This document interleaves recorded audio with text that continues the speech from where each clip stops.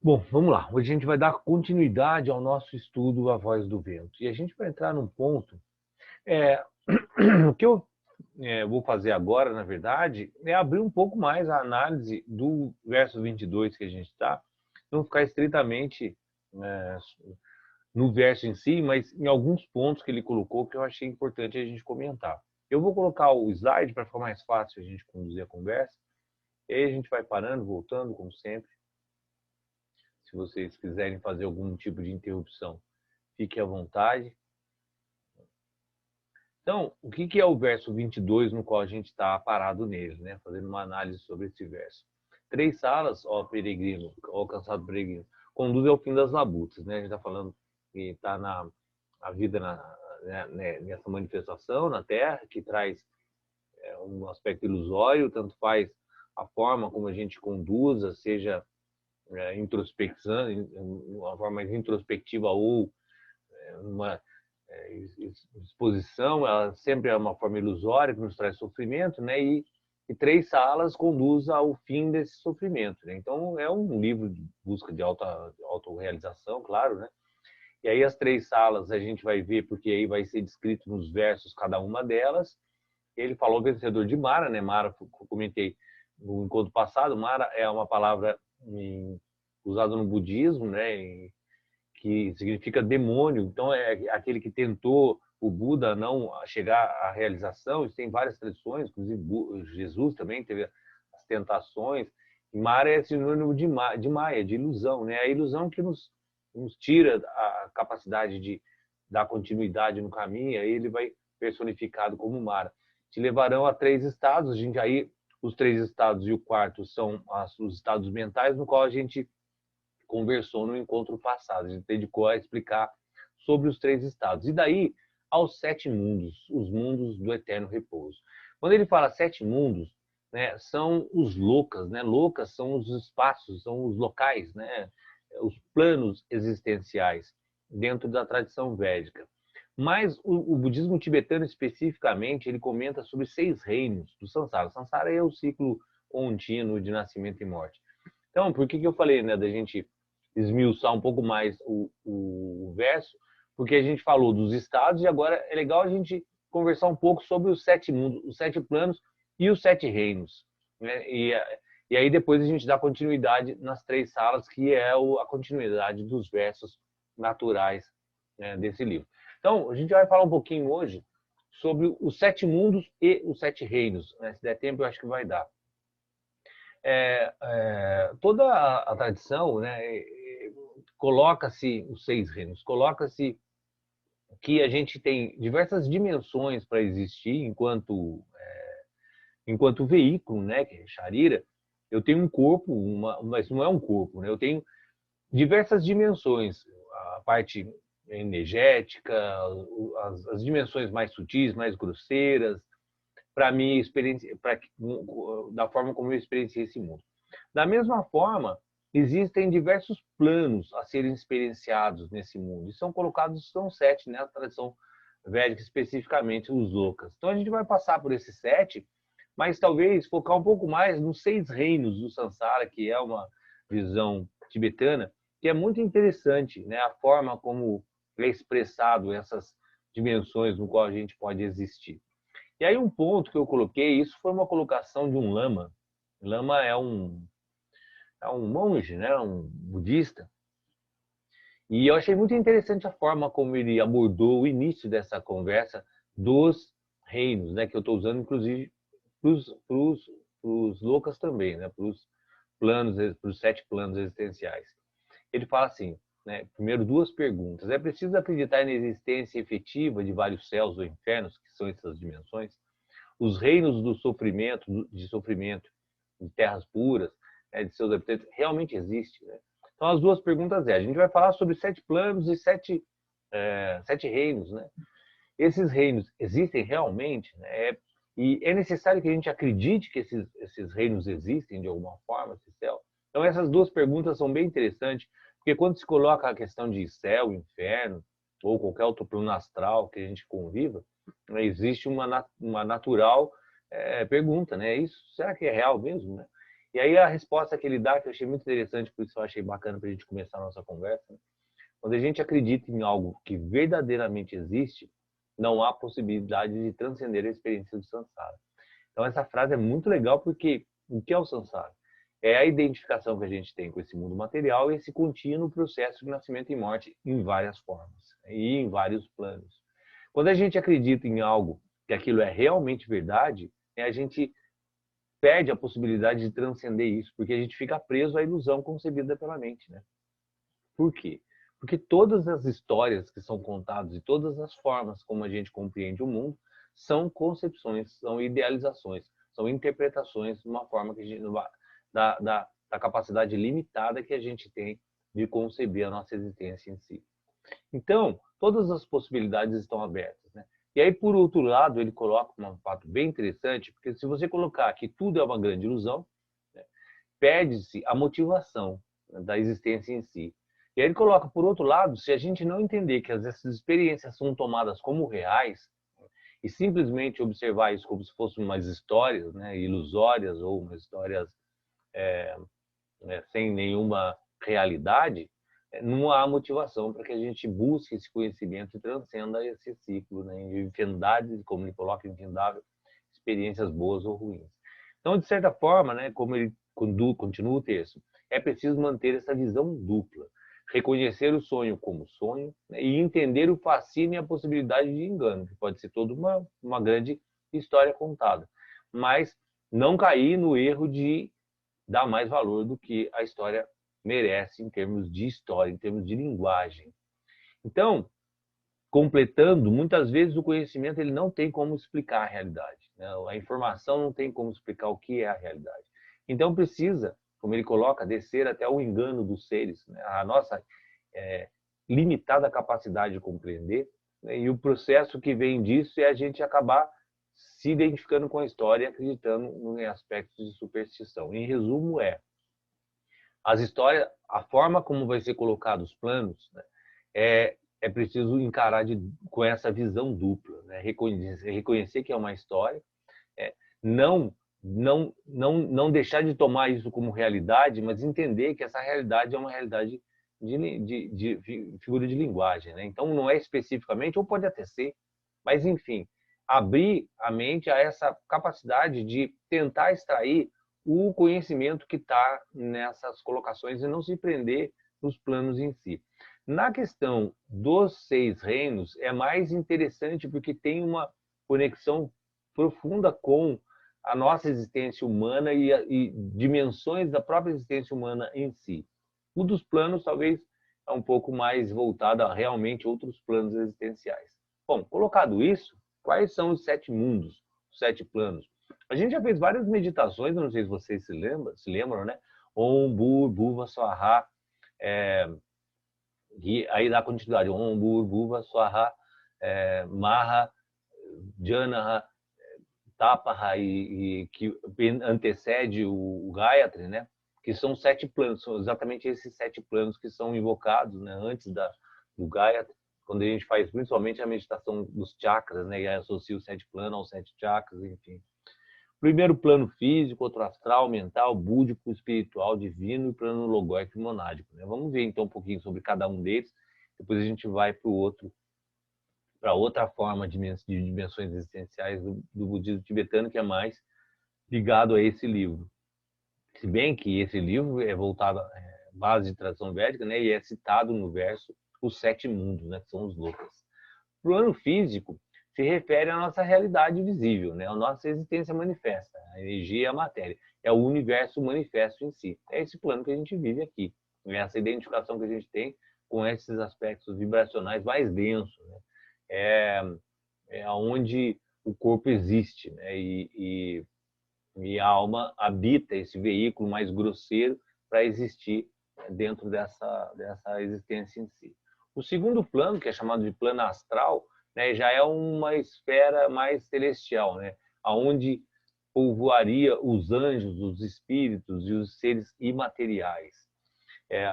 Esse fim de semana, até em 2 ou 3 ocasiões, a gente conversou sobre essa questão da visão védica, sobre a relação com os espíritos, etc. O entendimento é que independente da existência mais sutil ou menos sutil, né? A gente tem diversas dimensões existenciais, todas essas dimensões, e até em algum momento vai falar aí no conto de hoje, independente da existência, todas elas ficam presas nesse plano ilusório de Maia. Com um corpo mais sutil, a gente pensar no sono, no sonho e na nossa existência de vigília, é bem isso, né? Nós temos duas dimensões existenciais, né, sonhando, muito mais livre, a gente pode voar, pode fazer várias coisas que não pode ser feito com um corpo mais grosseiro, e uma mais grosseiro para adquirir esse conhecimento no corpo físico, né? Mas as duas são sonhos, né? As duas estão presas a um aspecto egóico da existência individual, né, da busca por satisfação dos desejos. As duas estão presas a essa concepção ilusória que é chamada de Maia. Então, mesmo os anjos, mesmo os espíritos, mesmo os seres imateriais, eles também estão presos nessa visão ilusória, com condições mais sutis ou menos sutis da existência. Então, até eu fiz um comentário, né? É muito mais fácil você se relacionar com um santo na Terra do que com um espírito que você não sabe nem se de repente ele é muito menos evoluído que o próprio santo que está aqui na matéria nossa. Então, não dá-se tanta importância para essas relações por entender que estão todos presos dentro de uma ilusão. E a ideia final de todos esses planos é moksha, né? Se libertar dessas condições mais grosseiras ou mais sutis. No plano astral, ele pode ser visitado conscientemente. Na Kundalini Yoga tem um outro caminhar desses planos que eu achei que ia ficar muita informação, né, dentro desse tema, que não é o caso específico desse livro, mas que também é muito bonito e leva as capacidades meditativas de alcançar determinados níveis, né, mesmo nesse plano grosseiro. Com o processo meditativo, a gente tem a capacidade de alcançar níveis muito mais sutis da existência com consciência. E é isso que está sendo falado aí. O plano astral, especificamente, ele pode ser acessado através de meditação, através da experiência dos mantras, né? Os mantras alteram a nossa frequência, através da experiência de quase morte, que é um processo muito budista, né? A gente até fez aqui, não sei quem se lembra, uma meditação que vai caminhando, experienciando as fases da morte, né? É chamado, eu não me lembro exatamente o nome que o budismo usa, Bardo, se eu não me engano, que é essa experiência de levar a mente até a morte e depois retornar novamente. A gente fez uma meditação baseada num livro do Dalai Lama, conduzindo a essas experiências, né? De levar a esse momento, né? O budismo acredita muito nesse aspecto de você treinar essa passagem, né? Para que você faça essa passagem consciente. Então, esse plano ele pode ser acessado através do sonho também, entre outros bens. Então, quando a gente dorme, a gente tem essa capacidade de entrar nesse plano astral, né, e alcançar outros níveis. Paramahansa Yogananda, né, que é um dos yogis importantes desse século passado, revela que nesse plano são plantadas as sementes de karma, né? O que acontece? Né? Nós temos um corpo sutil que vai armazenando as informações existenciais, chamado samskara, né? E essas informações vai gerando exatamente a nossa continuidade existencial. Até esse assunto permeou de alguma forma o encontro esse fim de semana, e um exemplo que foi dado é o seguinte, né? Se você pega uma pessoa que está estudando engenharia, né, ela está no 5º ano de engenharia, e aí ela chega e vai se formar em 2021, exatamente esse ano. Ela chega em 2022 e vira e fala assim, olha, agora eu sou advogado. Não é possível. É o caminho que ela está fazendo de estudo para engenharia, ela só tem a condição de se formar em engenharia. Ela não tem condição de ser médico, né, no ano seguinte. Por que eu estou usando esse exemplo? Porque karma é exatamente o resultado das ações, né? A ação que ela está fazendo é estudar para ser engenharia. O resultado dessa ação, basicamente, é ser engenheiro. Né? Pode ser que ela morra antes, enfim, outra coisa aconteça, mas provavelmente ela seja engenheiro, não tem como ela ser outra coisa. O que se diz isso? Se você colocar isso no aspecto do samsara, a nossa existência contínua, né? O que eu vou ser na próxima vida? Exatamente aquilo que eu construo na minha mente, né? Os resultados, as sementes kármicas que eu plantei de conhecimento, de instrução e de ação, eu vou colher nas reações, na continuidade da minha existência. Essa é a ideia, né, do samsara, nessa roda de nascimento e morte. Então, esse momento do plano astral é quando você morre e você vai nele, de alguma forma. E aí, quando você vai nele, é a hora que faz esse balanço, né, de karma para continuar e retornar à nossa existência de alguma forma. E aí, lembrando que a tradição védica ela não constitui a nossa ida e volta nessa ação de samsara como ser humano. A gente pode experienciar a existência de diversas formas, de todas as formas possíveis, né? Dependendo exatamente dessas sementes kármicas que vão nos levando a dar continuidade. Nirvi, né? Nir é 100, né? Nirvija, 100 sementes. Nirvikalpa, Vikalpa é pensamento, é movimento mental, né?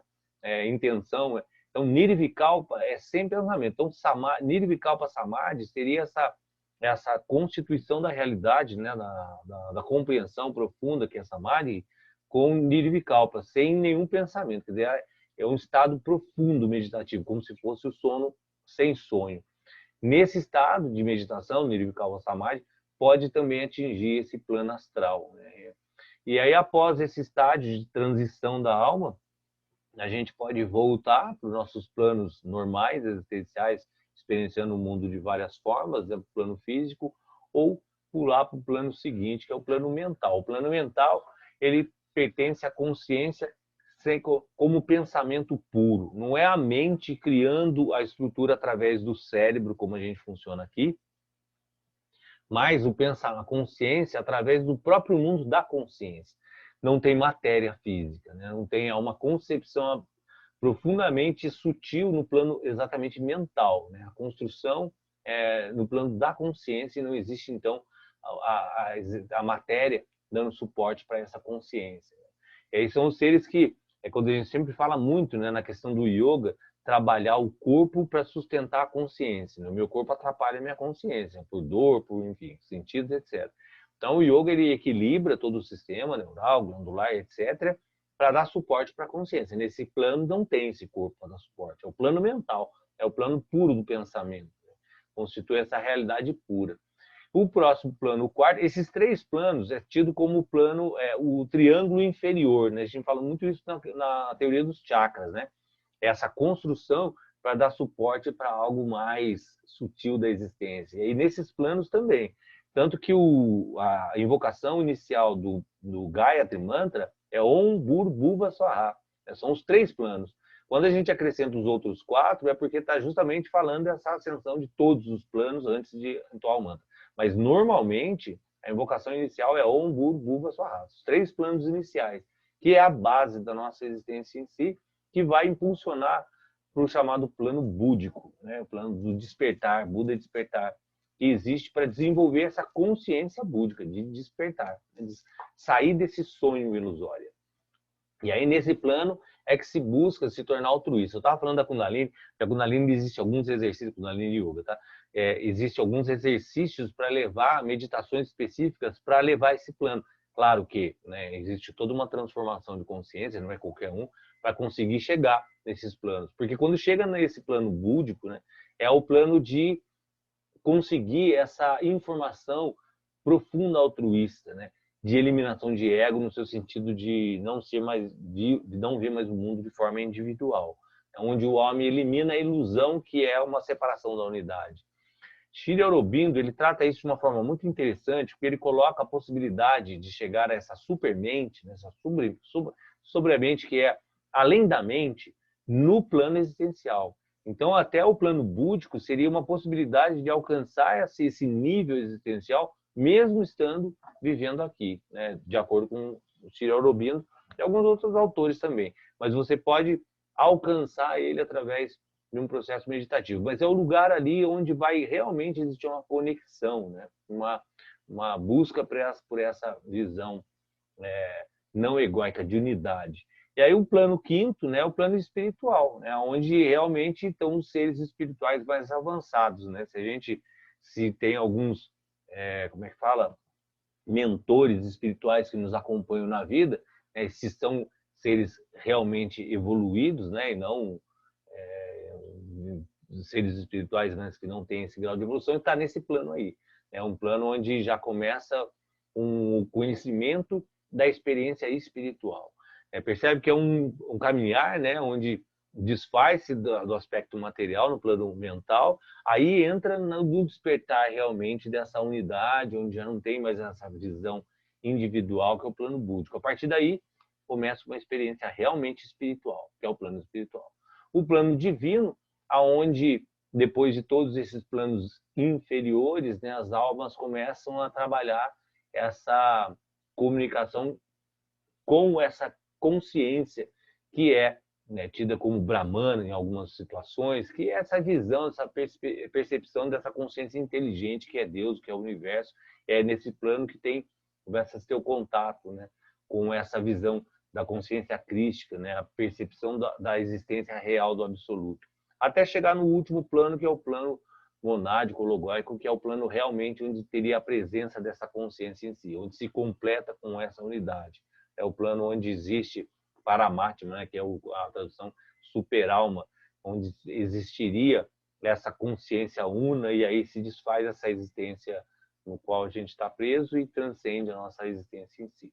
Esses são os 7 mundos que ele coloca, né? Então, as 3 salas que a gente vai ver nos versos, né, conduz a gente aos nossos estados mentais, presos aqui, sonho, vigília, sonho com sonho, sono sem sonho e a consciência sobre eles, que nos levam a esses mundos, a essas dimensões existenciais. Mas aí eu fiz uma questão de colocar os reinos de acordo com a tradição tibetana, que eu acho muito bacana, que é uma visão meio que psicológica da nossa existência, né? Meio comportamental da nossa existência, que pode ser interpretado como aqui mesmo, ou como também outros planos existenciais. Então, antes de eu falar dos reinos de Sansara, eu vou fazer uma pequena interrupção para se alguém quiser fazer alguma pergunta, alguma colocação, ficar à vontade. Professor, lá no plano 2, no plano astral, sim. Quando é mencionado lá o karma, né, e aí a gente tem esse estado de até mesmo dormindo, a gente poder acessar isso, isso quer dizer que, mas esses karmas é o que está sendo produzido agora, agora nessa realidade a qual a gente vive agora. É Não isso? necessariamente. E Não seria isso necessariamente. que ficaria na Sansara. Esse karma, ele é o acúmulo de todos que a gente tem vivido, né? A gente está uma sequência dentro dessa visão, a gente tem uma sequência existencial que é chamada de Sansara. Sansara é uma roda. E todas as ações que eu fiz durante toda a minha existência, elas estão impressionadas, o que é chamado de Sanskara, né? Elas estão impressionadas na minha existência. Então, tudo, de certa forma, tá. Vou dar um exemplo mais prático para entender isso. Se você pegar o nosso sistema genético, né, o sistema mais grosseiro da existência de uma forma genética, o que acontece? Por que eu sou essa pessoa agora? Não é por causa da minha existência agora e nem por causa da anterior. É por causa de uma evolução milenar, ou muito mais que milenar, da existência humana que trouxe a nossa raça e especificamente eu sou assim, porque uma raiz específica genética foi foi se transformando até chegar em mim, percebe? O que eu sou hoje numa questão grosseira? Eu sou o resultado kármico de milhares de anos evolutivos dos meus ancestrais que vão trazendo essa linha para que eu exista. Então, grosseiramente, né, no aspecto genético, a gente consegue entender que existe uma linha milenar evoluindo que vão se dando resultados para chegar até onde cada ser existe de alguma forma hoje. Dessa mesma forma, existem diversas impressões mais sutis de ações passadas que estão dando resultados nos aspectos mais sutis da nossa existência. Então, essa soma de karma aí, né, esse crédito karma no final, no plano astral, ele é da existência inteira, né? Entendi. Somado a dessa. É muito bonito entender isso, somado ao que a gente está fazendo agora, né? É muito bonito entender isso porque a beleza mais extraordinária da vida é entender que nós todos aqui, todos os seres que estão no mundo, especificamente nós, que estamos agora falando aqui, somos o resultado de milhares de anos de experiências que vão se ramificando e dando cada uma a sua experiência. Então, para que a gente chegue com essa condição agora, percebe que existe um processo kármico evolutivo extraordinário, né, para nos dar essa condição. E aí a gente tem essa perspectiva de livre-arbítrio, né, de agora dar continuidade. Então, eu posso, alguém falou no curso, eu não me lembro, né, a questão do suicídio. Eu posso simplesmente agora interromper todo esse processo por uma livre iniciativa, talvez. ou por uma iniciativa conduzida por um aspecto um pouco mais profundo mental, eu não entrando nesse mérito, mas eu posso interromper, ou eu posso usar essa construção, né, genética, kármica, milenar, para fazer um monte de bobagem. Né? Percebe que é uma responsabilidade, né, da gente usar toda essa experiência, esse benefício kármico, né, para dar continuidade para melhor. Essa é a ideia de que a continuidade da minha vida vai ser como eu uso essa experiência da melhor forma possível. E o plano astral é esse lugar onde faz essa conta.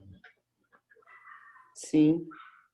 E é o que vai ficar registrado, né, digamos assim, né, registrado no sentido espiritual, no sentido, né, no plano mais sutil, com relação às próximas que virão, não é isso? Exatamente. É o que a gente vai continuar, a continuidade que a gente vai dar. É a hora que faz a conta para ver o que seremos no futuro.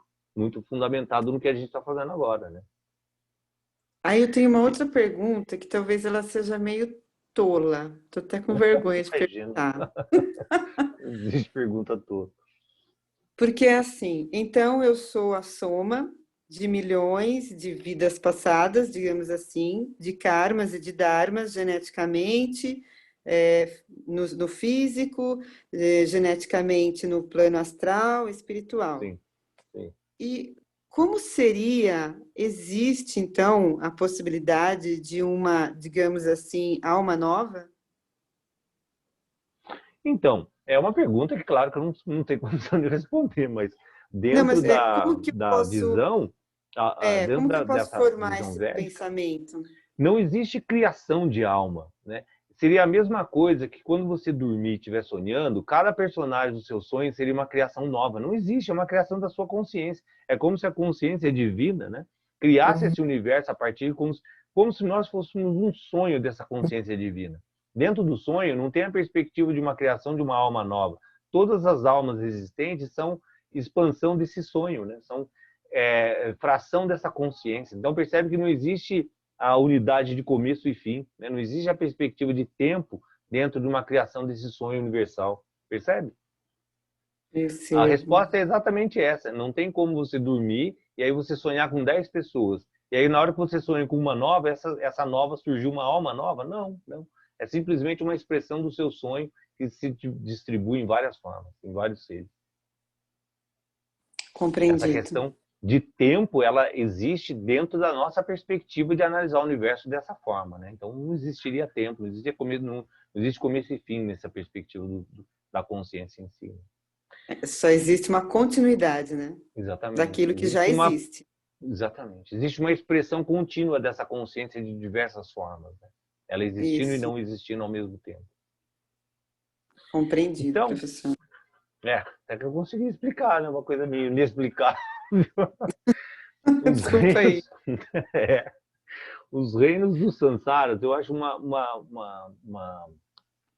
é que fala? Uma filosofia muito bacana, porque vocês vão ver agora, tem uma perspectiva muito próxima da nossa existência em si, que pode ser entendida também como planos, como a gente viu agora o dos Lucas, né? Os seis reinos são, né, o reino dos seres do inferno, o reino dos espíritos, dos fantasmas famintos, o reino animal, o reino dos seres humanos, o reino dos semideuses e o reino divino. Então, o inferno, o que seria? O inferno são as experiências intensas na forma física, fome, sede, dor. É o reino mais baixo. Então, ele não precisa ser entendido como algo fora, né? A existência de você estar preso numa guerra, num lugar onde existem países que estão em guerra, sei lá, 50 anos. Então, uma pessoa que tem a minha idade, né, eu tenho 54, passou a vida dentro do universo de guerra. Então, isso é o inferno. Isso é o inferno aqui, né? Não precisa ir para um lugar quente. E aí ele fala, as descrições falam de planícies de ferro e fogo atravessado por rios, em fusão. O calor é sufocante, né? O céu está sempre em brasa e todos ali sofrem diversos tipos de tortura. E se você pegar alguns locais, né, eles vivem exatamente esse clima, né, de fogo, de guerra, de enfim, essa tortura constante, né? Esse seria o inferno, esse seria lá no Credit Karma do plano astral, né? Dependendo das coisas que você faça, são esses reinos que a gente vai experienciar na nossa vida por necessidade de aprendizado de alguma forma, né? Essa seria a ideia do samsara, né? Você está passando por experiências constantes, contínuas. E o inferno frio, até não sei essa visão Dante, né, de inferno quente, mas a ideia também descrita do inferno frio, que é neve, gelo, nada, né? Essa perspectiva de nada produtivo, né? Essa região onde nada nasce, e aí o frio intenso e o sofrimento humano de conviver com essa relação de sede, fome, dor, frio, calor, né? E esses infernos onde não tem acordo, não tem conversa. Joga você lá na Antártica, no Sibéria, no meio do gelo, não tem ponderação, né? Não tem acordo, né? Não tem conversa, não tem mimimi. Você faz sofrer as consequências profundas dessa existência nesse lugar. É muito legal essa perspectiva, né? Quando ele fala não aceita ponderação e acordo, exatamente que quando você está no meio de uma guerra, ou no meio de um deserto, ou no meio de uma situação muito extrema, nem conversa. É isso que você vai ter que viver com todas as suas energias, né? E aí o verdadeiro obstáculo, né, gera essa intensa emoções negativas, tóxicas, de raiva, de ira, né, são os piores, como é que fala, né, intoxicantes que a gente tem na nossa forma de ver o mundo, são essas emoções super nocivas, né, que são geradas nesses ambientes, nessas condições. Só pode transcender essa existência para poder limpar esse karma, né? Essa existência tem que passar de alguma forma, se a gente conduziu a nossa existência a isso, né? Tem seres que você vê, né, que fazem determinadas coisas que não tem outra forma de aprender a não ser passando por uma situação muito extrema, muito difícil, muito complicada, para que caia a ficha e a pessoa consiga sair daquela percepção da vida tão, às vezes, reduzida, né? E aí passa para o segundo plano, né? Qual é o segundo reino? O reino dos espíritos, fantasmas famintos. O que quer dizer os espíritos famintos? É o reino dos vícios. É o reino onde a característica principal é a ânsia de satisfação, né? E aí é aquele reino que, como está colocado, não suporta prazer visceral e nem sensação confortantes, né? Ele quer os prazeres básicos, instintivos, não. Ele quer satisfazer constantemente tudo, né? E não, nada que seja mais ou menos. É aquela busca constante por, por nutrição de coisas, né? E esses vícios constantes, a gente, em determinadas regiões da existência, a gente vai ver isso de diversas formas. O vício pelo poder, a busca constante pelo... É esse reino dos fantasmas famintos. E se você perceber a metáfora, né? Não sei se metáfora seria a palavra exata para isso, mas a metáfora dos fantasmas famintos é praticamente isso mesmo, né? Você vê pessoas que vivem quase que numa situação de fantasma, ela não existe, ela quer resolver o universo dela, nem levando em consideração os vícios mais clássicos de droga, etc., mas o vício por poder, por sexo, por domínio, por, enfim, são pessoas que vivem na condição de fantasmas famintos, né? Que é a alegoria do vampiro, né? Aqueles que vivem buscando sugar o sangue das pessoas para sobreviver, né? E é uma condição existencial. Se você pegar, muita gente, muitas condições de seres vivem nesse nível de existência, né? Como é que se transcende esse nível? Desenvolvendo o princípio do desapego. Porque essas pessoas, em todas as situações, seja nos vícios das drogas ou qualquer outro tipo de vício da ideia, do pensamento, do poder, etc., são pessoas que estão profundamente identificadas, né? Precisam transcender essa identificação profunda com o que ela acha que é, com as ideias e com o que ela fica pegada. A forma de transcender esse reino é através do desapego. E aí vem o terceiro reino, o reino animal. Muito bacana que o reino animal está acima disso, né? Então você vai pegar pessoas que estão sobrevivendo num nível muito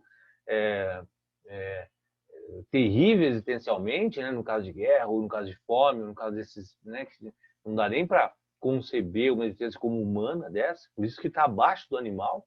E esses seres também, que às vezes pode ser até seres que condição social alta, condição intelectual alta, condição, enfim, algumas condições que a gente julga na nossa sociedade como parâmetro de bem, de status, de bem, pode até alcançar esses níveis mais altos de status e estarem vivendo no mundo dos fantasmas famintos, viciados por poderes, atropelando a existência de uma forma absolutamente abaixo da linha do reino animal. Muito interessante isso, né? Você pegar pessoas assim, em nível de política, em nível de empresarial, e que vivem abaixo da linha do reino animal. E o reino animal ele é dominado por uma outra perspectiva, de torpor, a falta de iniciativa, no sentido de que o animal não tem inteligência criativa. O cachorro, por mais bonzinho que ele seja, por mais lindo que ele seja, por mais afável que ele seja, ele vive numa consciência em torpor. Ele é cachorro e acabou. Ele não tem a condição de querer ser outra coisa, ou de analisar o mundo, ou de fazer uma análise, pelo menos até onde a gente saiba. Ele não consegue conceber uma ideia consciente da vida, né? Então é torpor não no sentido tamásico, né? Torpor, não no sentido de inércia, mas no sentido de consciência sem a capacidade de evolução. E aí ela é considerada uma forma inferior por não ter liberdade, por não gozar dessa condição do livre-arbítrio de analisar a própria existência, né? A condição de autoconhecimento. Então esse seria o reino animal. Na condição psicológica humana, são essas pessoas que não conseguem, elas sobrevivem como um animal, basicamente. Come, dorme, reproduz, cuida da família, trabalha e tenta uma vida mínima, tendo habitação, condição, todo animal. O urso busca caverna, enfim, todo animal busca dormir, um lugar, reproduzir, prazer, comer, etc. Tem muita gente que está nessa condição, vivendo como uma condição animal. Não no pejorativo, tá? Não estou falando nada na condição de melhor, pior, mas existem realmente pessoas que estão nessa condição existencial. E um ponto bem legal de pensar, de analisar.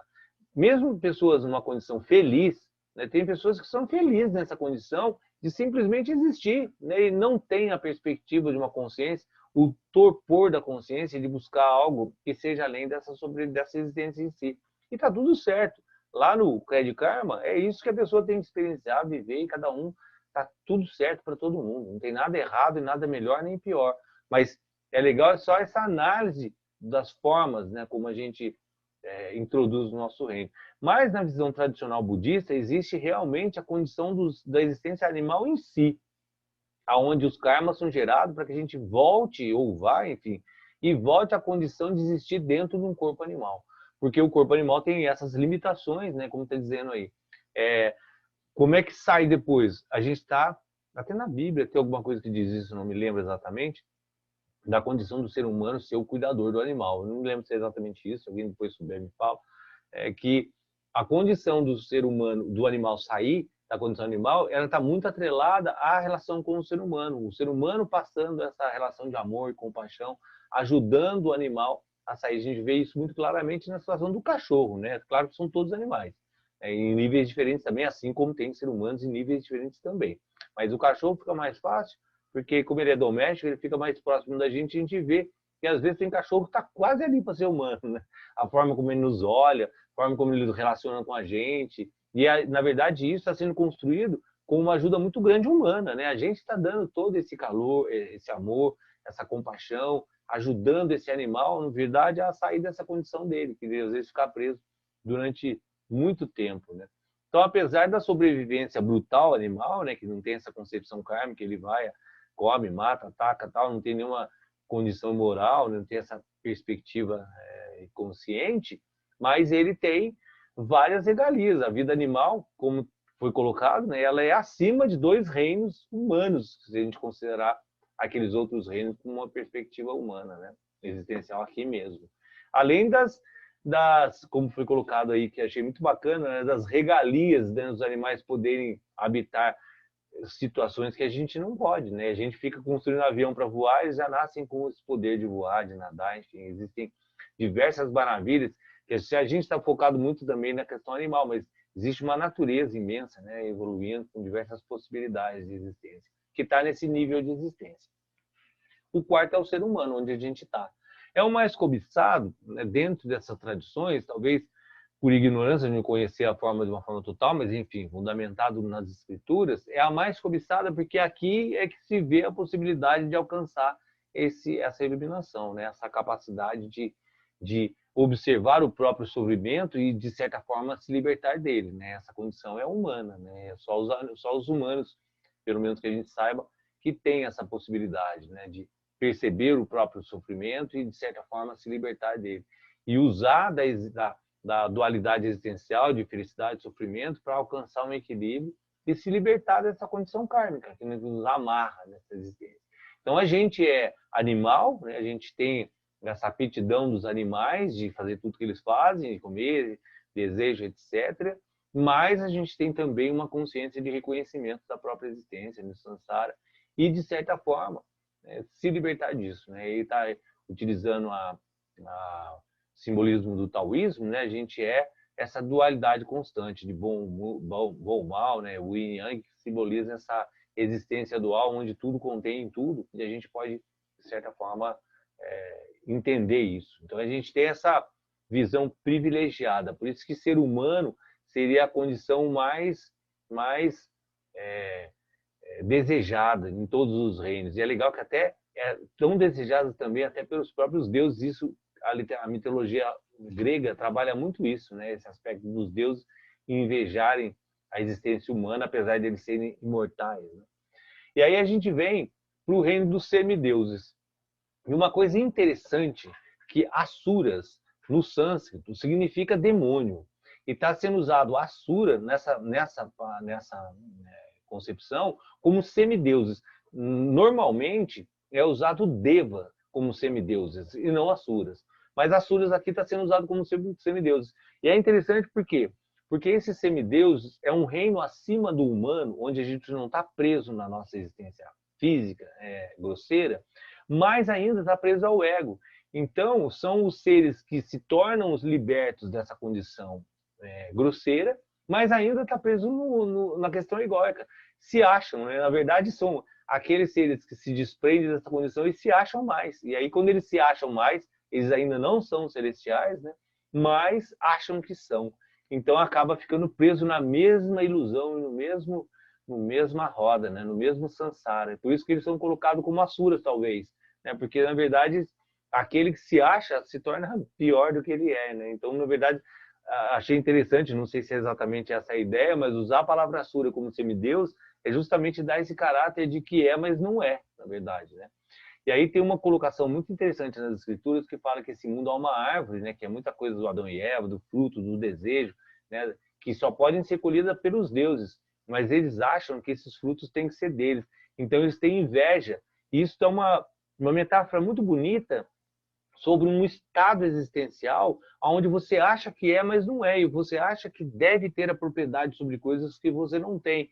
E aí gera um sentimento profundo de amarração na nossa existência, que é a inveja, né? A inveja é, eu não me reconheço no meu Dharma, na minha situação atual. E isso desequilibra completamente a minha existência em paz e serena, né? Porque enquanto eu quero ser outra coisa, eu perco a capacidade de existir de forma estável, né? É a árvore querendo voar, ela vai sofrer muito. E essa é uma condição bem interessante, porque está numa sobreexistência, saindo da existência humana, né, grosseira, que a gente tem dor na perna, enfim, né, toda essa limitação humana, mas no aspecto de consciência, está achando que é uma coisa e não é, então fica preso nesse universo dos asuras, né? E não são os deuses, na verdade.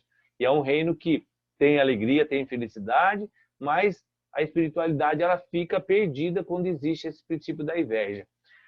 No lado comportamental, na existência nossa aqui, a gente pode entender esses semideuses como pessoas que alcançaram um nível kármico de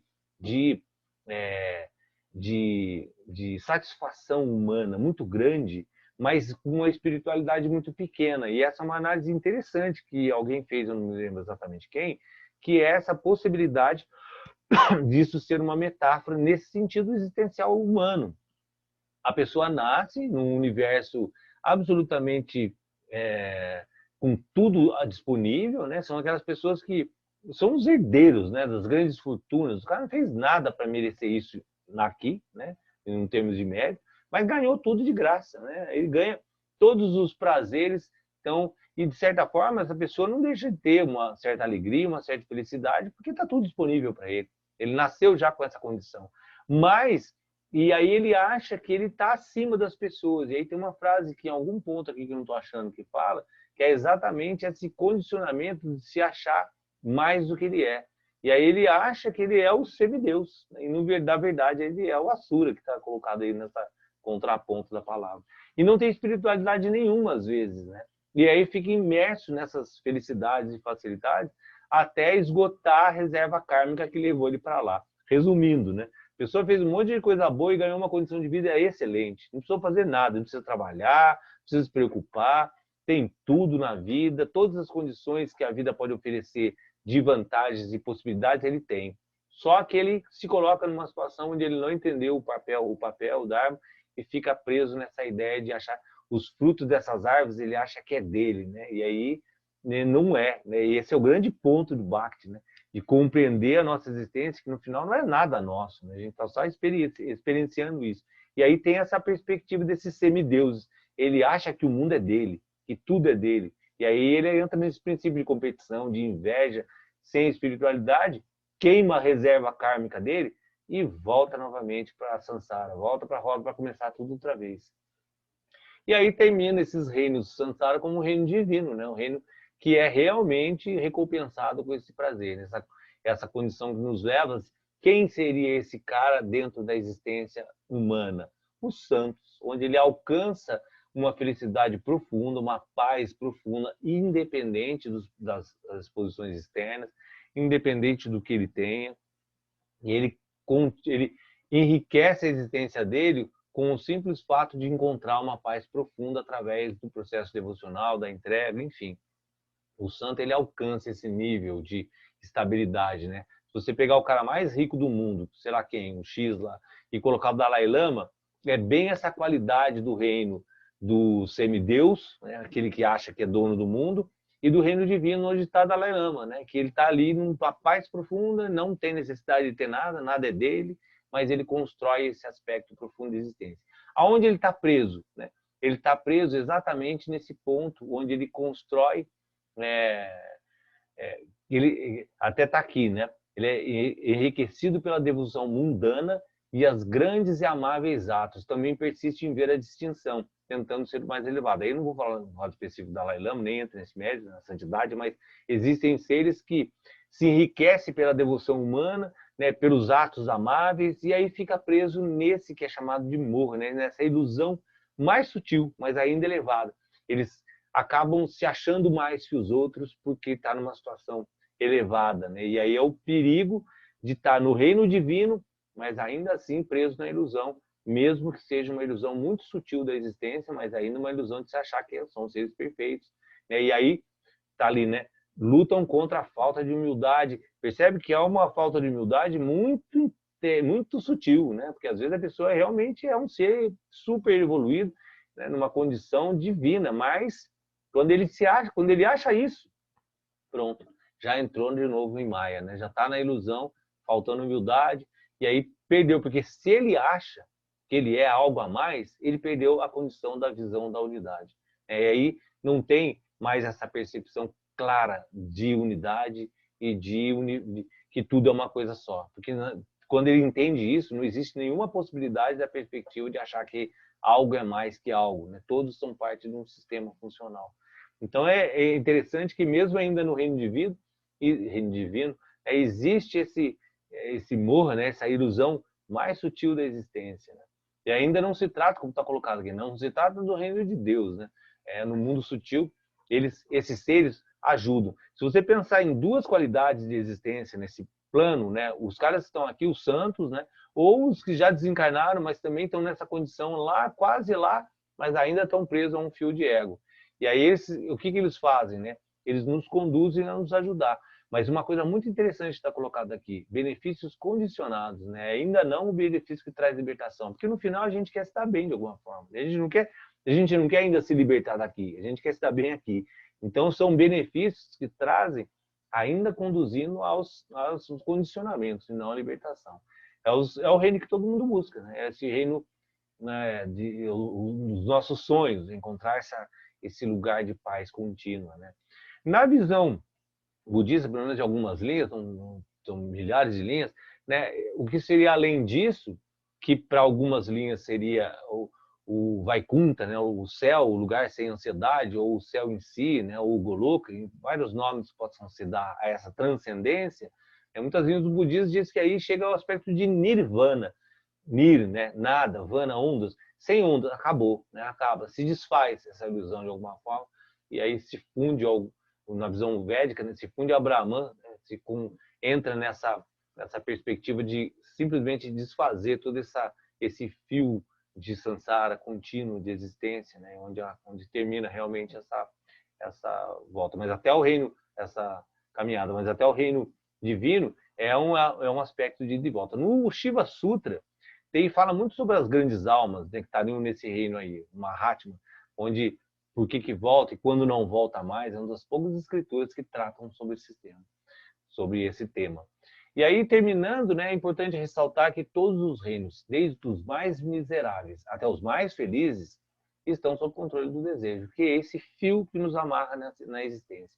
Até no encontro desse fim de semana, a gente conversou muito sobre, muito não, né, mas sobre, no Yoga Sutra, quando fala desse aspecto do descanso do yogi, onde ele entra no presente sem desejos, né, e ele não dá continuidade de ação e reação, que faz com que faça essa perspectiva de tempo, né? Construindo ação e resultado da ação. É o momento onde se desprende do desejo, que estão todos esses reinos. Os seres do nível com forma ou sem forma, né, experimentam nenhum sofrimento, não possuem nenhum desejo. Existem em sua forma sutil, seus bens seria o estado onde se desfaz, que é essa perspectiva de nirvana, né? Para que não haja renascimento mais, para que saia desse samsara, tem que aí, qualquer coisa está preso nesse samsara, desde que mantenha essa perspectiva ilusória, né, de visão, seria se desfazer completamente e absorver nessa consciência infinita, né, essa absorção do nada. E aí cada linha vai ter uma visão um pouco diferente sobre isso. Então a gente termina essa visão das possibilidades existenciais, né, tanto dos reinos na visão tibetana como dos planos na visão védica, né, da nossa existência em si. Fiquem à vontade para perguntar, para comentar.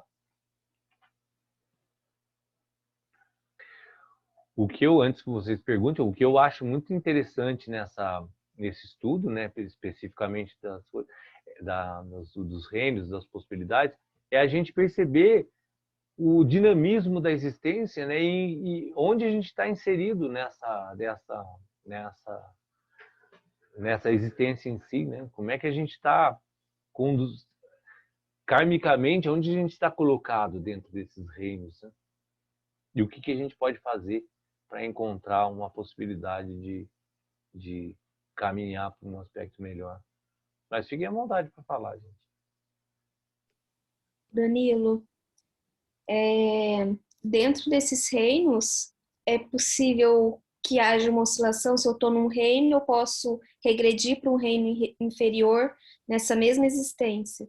Sim. E posso trabalhar no processo de elevação para o próximo reino. Exatamente. Aí é a grande questão do Credit Karma, né? Você pode estar agora aqui, a gente está aqui falando nesse curso, segunda-feira, todo mundo bem, casalhadinho, no frio, e amanhã pode ter uma guerra aqui no Brasil e a gente entrar num período infernal completamente que não era esperado na nossa existência. E aí alguns vão ter condição de sair dessa guerra e viajar e ir para outro lugar, outros não, outros vão ficar vivendo, outros vão perder a família, percebe? Isso é um inferno que pode estar queimando o nosso karma, que a gente não sabe o que fez no passado, né? E aí está queimando um karma aí que pode ser, enfim. E aí percebe, estou dando esse exemplo para mostrar assim, que numa questão de um dia, a gente pode sair desse mundo e ir para outro reino amanhã.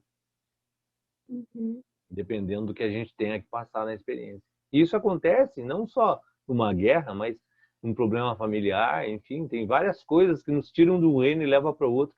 A experiência muda de um dia para a noite, dependendo do que a gente precisa passar na nossa experiência, né? Por isso que eu acho bacana essa compreensão que ele colocou lá no começo, né? De não se acreditar especificamente na linguagem em si, mas entender a forma como essa linguagem nos conduz à compreensão de várias formas de existir, né? De vários reinos ou planos que a gente está existindo, que podem ser alterados de acordo com o que a gente precisa viver. E aí percebe que o que é colocado no yoga como santosha é exatamente essa compreensão de que está tudo certo. Tá tudo certo eu estar bem vestido agora e passar esse frio agasalhado, mas tá tudo certo eu tiver que passar frio também. É por algum motivo, algo eu tenho que aprender nessa situação.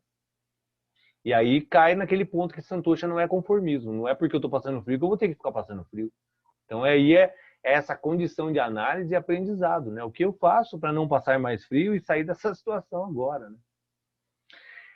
Desculpa, eu embalo a falar, eu não quero falar muito, mas eu falo, gente. Mas só dando um exemplo que a gente conversou também nesse fim de semana, que eu achei muito pertinente, que é um resultado kármico muito interessante, e tudo isso que eu estou falando se resume nesse ponto, é aquelas crianças que foram salvas da caverna por aquele professor que ficaram dias lá na caverna meditando e foram salvos. Né? Essa situação foi exatamente essa ilustração. As crianças estavam passeando, felizes da vida, acontece um desastre onde elas ficam presas dentro de uma caverna, sem acesso a nada, quer dizer, mudou a situação de vida completamente, mas o Credit Karma era tão bom que eles ficaram numa situação onde eles já tinham um treinamento e conseguiram sustentar aquela existência dentro, no qual muita gente teria matado o outro, dado chilique, feito uma outra tipo de existência. Eles passaram uma experiência completamente diferente, um ambiente absolutamente hostil, por esse princípio de karma. Muito interessante, né? Eles trocaram de reino, mas mesmo no reino muito ruim, tiveram uma experiência muito boa no final. Muito boa, entre aspas, claro. Mas tiveram uma experiência muito diferente de uma outra pessoa despreparada, que provavelmente teria entrado num colapso lá dentro e criado um inferno lá na existência deles. Percebe, Gabriela, que essa transição de planos existenciais, ela é a nossa jornada, ela é a nossa vida, de alguma forma. Mas pode falar vocês, gente. Quero falar mais. Eu estava lendo aquele livro da Moradas do Castelo Interior e que é bem parecido com isso, né? É um livro de Esse livro é de outra lindo. crença, né? Mas é bem similar, é bem parecido. É bem parecido, é um livro lindo. Uhum. É de quem mesmo? Madre Teresa Madre Teresa, né? Dávila, Santa Teresa Dávila, eu Santa acho. Teresa d'Ávila, exatamente. Esse livro é espetacular também.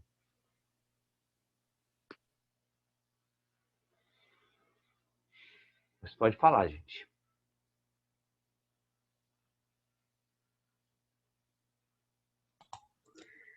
Danilo, boa noite. Boa noite, Liz. Sabe o que eu percebi a hora que você estava falando dos planos? Eu não sei se outras pessoas também já chegaram a pensar igual. Eu confundia o plano, eu não sabia que tinha essa diferença de plano espiritual e astral. Para mim, o astral era o espiritual. Aí depois eu vi que o espiritual é muito, é bem mais elevado. E para mim, assim, era físico e espiritual. Eu não sabia. E o que eu imaginava que era o espiritual, no caso, é o astral, porque quando você sai dessa experiência do físico, né? Quando você tem essa experiência com sonho e tudo mais. Sim. Então, esse é o astral, né? Diferente do Eu espiritual. acho que uma forma de entender bem isso que você está falando é entender que a gente, na verdade, é um espírito tendo várias experiências de diferentes formas.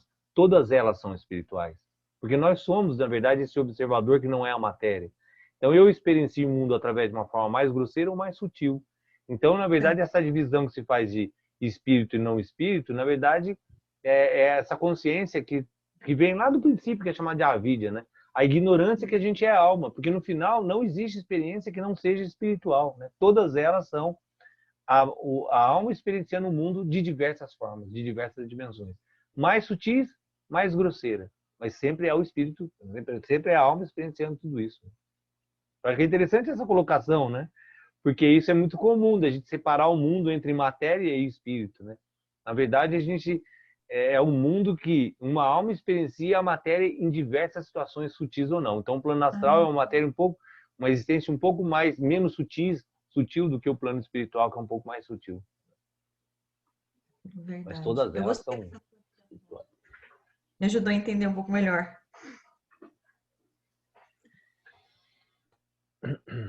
E essa perspectiva de inferno também é bem interessante, né?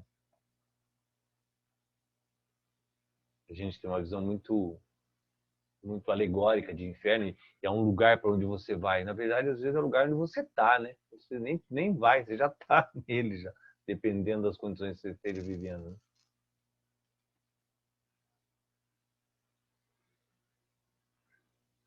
E, professora, acho que a gente experiencia um pouco de cada desses reinos também nessa existência, né?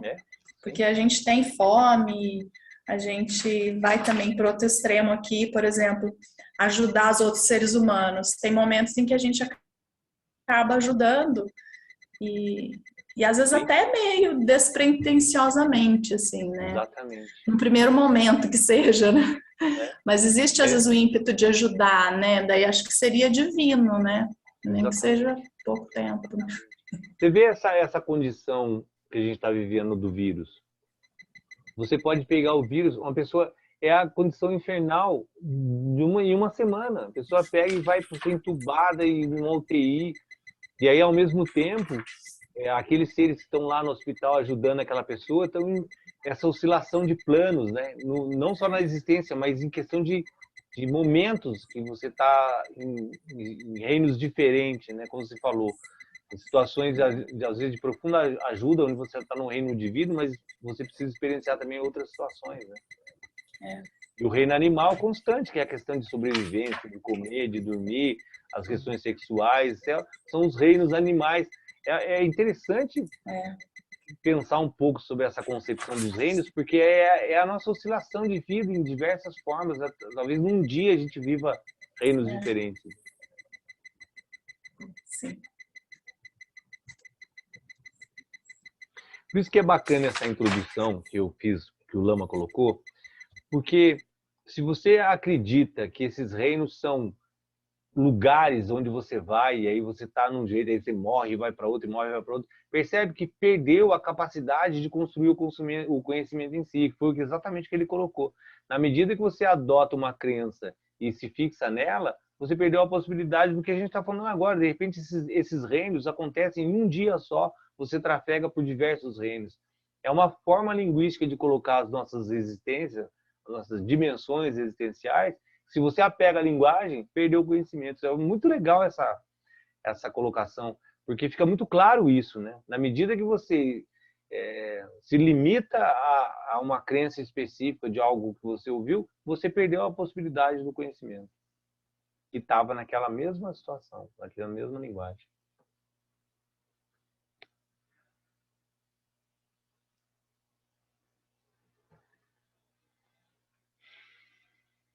Gente, fiquem à vontade, tranquilo?